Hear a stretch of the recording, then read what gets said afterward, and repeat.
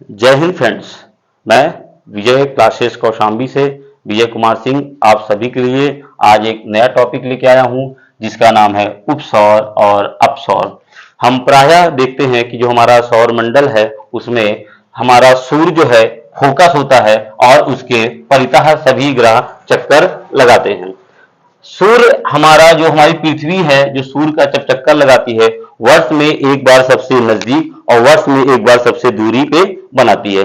इसी घटना को सौर मंडल में कहा गया है उपसौर और अपसौर की घटना कहा गया है। आपके एग्जाम में या अक्सर एक क्वेश्चन बनता है कि उपसौर की घटना कब होती है या उपसौर की तिथि क्या है या किस दिन होती है या यह घटना क्या है, उसी का अपसौर घटना होती है। आइए हम लोग जानते हैं उपसौर और अपसौर क्या है। तो देखिए, जब पृथ्वी सूर्य का जब चक्कर लगाती है तो वर्ष में एक बार सबसे नजदीक आएगी और वर्ष में एक बार सबसे दूर जाएगी। जब यह सबसे नजदीक आती है तो यह घटना कहलाती है आपकी उपसौर और जब सबसे दूर जाती है तो यह घटना कहलाती है अपसौर कहलाती है।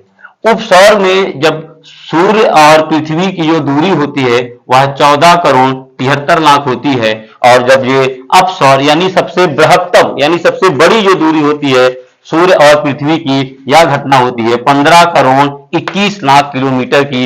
और यह तिथि हमेशा याद रखिएगा, ये 2 से 5 जुलाई के मध्य होती है, लेकिन एग्जैक्ट डेट की डिफाइन किया जाए तो 4 जुलाई को उपसौर की घटना अर्थात एपहीलियन घटित होता है जब सूर्य और पृथ्वी की दूरी अधिकतम होती है। यह दूरी 15 करोड़ 21 लाख किलोमीटर होती है।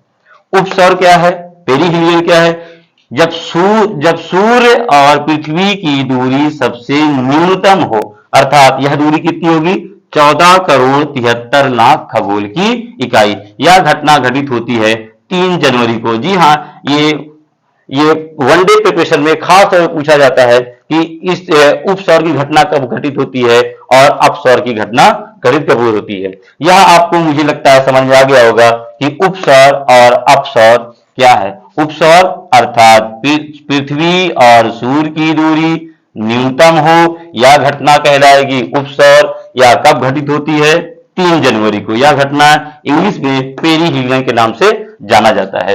और जब सूर्य और पृथ्वी की दूरी अधिकतम हो तो यह घटना कहलाती है अपसौर एपहीलियन, अर्थात यह घटना कब घटित होगी 4 जुलाई को।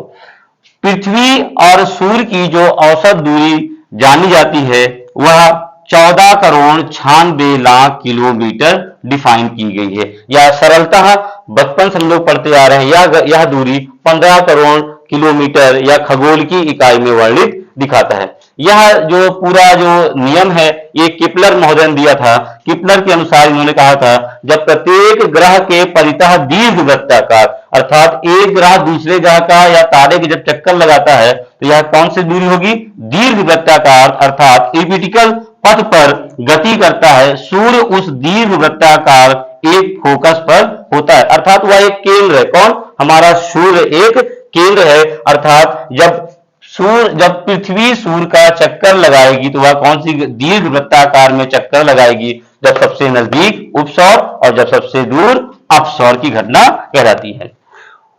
और जब एक घटना और घटित होती है, हमारा एकमात्र उपग्रह हमारा चंद्रमा है। चंद्रमा पृथ्वी का चक्कर लगाता है, तो जब चंद्रमा हमारे पृथ्वी का चक्कर लगाता है तो वर्ष में एक बार सबसे नजदीक और वर्ष में एक बार सबसे दूर होता है। यह घटना कहलाती है जब चंद्रमा पृथ्वी का चक्कर लगाते हुए जब सबसे नजदीक होता है तो यह घटना कहलाती है उपभू अर्थात पेरिजी। और जब यह घटना यानी पृथ्वी और चंद्रमा जब सबसे दूर हो तो यह घटना कहलाती है अपभू अर्थात एपोजी। और यह दूरी कितनी होगी 4,07,000 किलोमीटर। और चंद्रमा और पृथ्वी की जो औसत दूरी है 3,84,000 खगोल की इकाई या किलोमीटर में डिफाइन की जाती है। फिर से समझिएगा, जब चंद्रमा पृथ्वी का चक्कर लगाते हुए जब सबसे नजदीक आता है तो 3,64,000 किलोमीटर या खगोल की इकाई की दूरी होती है। और जब चंद्रमा पृथ्वी के जब सबसे दूर होता है तो यह घटना अपभू अर्थात एपोजी कहलाती है। यह दूरी 4,07,000 किलोमीटर होती है और इनकी यानी अर्थात चंद्रमा और पृथ्वी की जो औसत दूरी होती है वह 3,84,000 किलोमीटर की होती है। मुझे उम्मीद है ये दोनों महत्वपूर्ण टॉपिक आपको समझ में आ गया होगा। ये डेट को जरूर आप सभी लोग याद रखिएगा कि उपसौर की घटना किस दिन घटित होती है। उपसौर की घटना याद रखिएगा 3 जनवरी को घटित होती है, यानी पेरीहिलियन का जो इंसिडेंट है वो 3 जनवरी को होता है और एप्रिलियन अर्थात अपसौर की घटना 4 जुलाई को घटित होती है।